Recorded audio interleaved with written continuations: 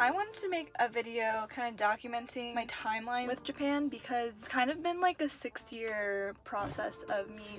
I know it's only 3 months, but just getting to this place where I'm like going for a short period of time and super open to whatever God has, potentially long term. So one of my like earliest memories in regards to Japan is actually when my dad went on a work trip. He brought back this book that taught you Japanese, and I remember like trying to trace the letters, learn the characters.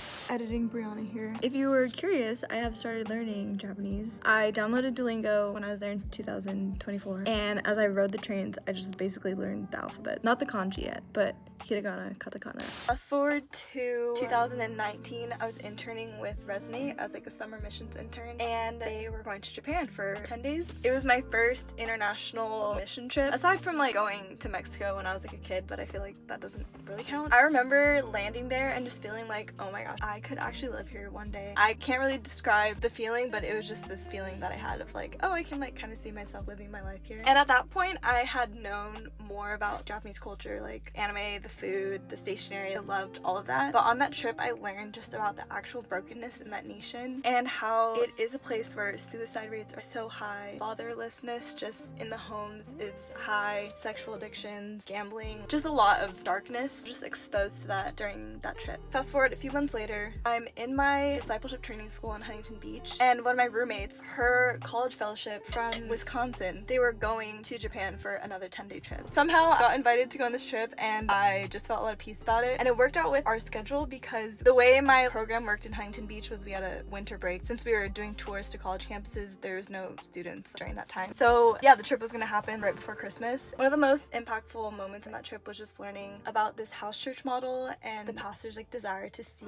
this like multiplied throughout Tokyo. And then the fact that I got to go to Japan twice in the same year was just insane. Anyways, fast forward and I'm here in YWAM Kona. I would intercede for Japan just kind of in my own heart during prayer sets. That was the country that I always wanted to pray for, but I never really told anyone that I had a desire to move there. I think saying it out loud would have had more accountability of like, is Brianna actually like gonna move to this place one day? And I was just honestly too scared to say it out loud. But in 2024, I had the opportunity to go to South Korea, and while I was there, I was like, might as well pop on over to Japan. And I had this cool connection where I had reached out to someone that I had met on the trip in 2019. They said, if you ever come to Japan, you can stay with us. So planning my trip to Japan in 2024, and I reached out to them. They're like, yes, like please come and stay with us. So I stayed with them in Yokohama area. I went on this Japan portion solo, and I just wanted to see like, do I still love this place that I think about really often? And when I got there, I did. I was like, wait, I still love everything about this place. And then it was really cool. One of my close friends who was leading an outreach team with YWAM was actually there, and so I got to see her. A few months later, I ended up going on another vision trip to East Asia. We're in Japan. I think it was for a week this time, and I'm just with my friends. We're all doing ministry together. We were just again seeking God, like, is this a place we can all see ourselves moving to? And then another one of my close friends was there leading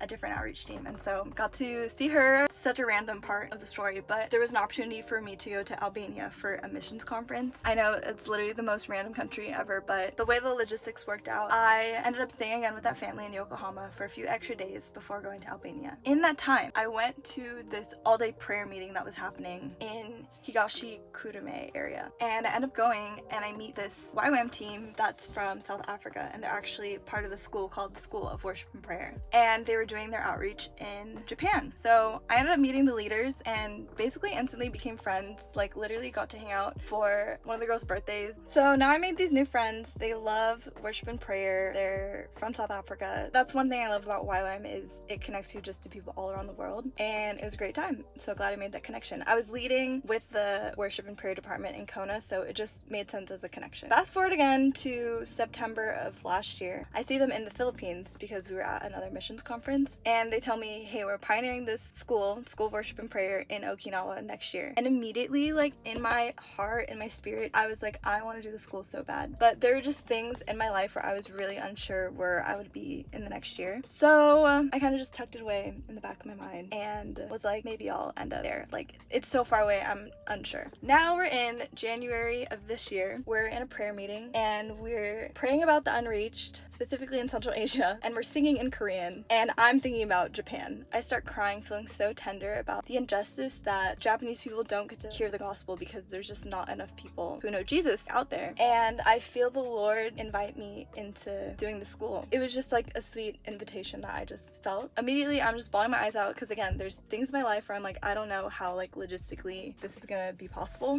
At the time during my Bible school, we were studying the life of Abraham as we were going through Genesis, and I remember just feeling so moved and impacted by his faith and his willingness to just go when God said go. I'm in the classroom, I'm looking at our map of Japan, and then I'm just crying, and I just like can't stop crying, and I'm like, okay, I really love this place, and I really feel like this is what I'm supposed to do after the school. Fast forward again, 6 months later, I officially apply, I officially get in, and now we're here. I've kind of been waiting for this moment for almost a year. People have kind of been asking me, are you excited? Like, how do you feel? And I don't know, mixed emotions. I think I feel so much peace, like, okay, this is my next step. It's so clear that God has directed me into doing this. When I share vision, making these videos, it's getting me really excited about this little 3-month stint. So we'll see again what happens. I have other connections in Japan, and there's another team from YWAM Kona that's going to be moving there next year. So I'm invested in this journey that God has me on, and I want to share this process just for other people to witness this storyline. This wasn't just like a spontaneous thing, but it's something that God has been stirring in my heart for years. Fast forward, and today's the day that I fly out to Japan. I leave in literally 12 hours, and I still need to raise $1,200 by Monday, and then $1,400 within the next few weeks to be able to sustain my living costs out there. So if you feel led to invest, the links are in the description below. And if you have any questions, I'm so available to hop on a phone call, so just text me or email me, and we can schedule that if you want more information. Thanks again so much if you got to the end of this. I really enjoyed making this, recounting just my history with God, my history with Japan, and I'm really excited to see what's gonna happen over the next 3 months, so stay tuned.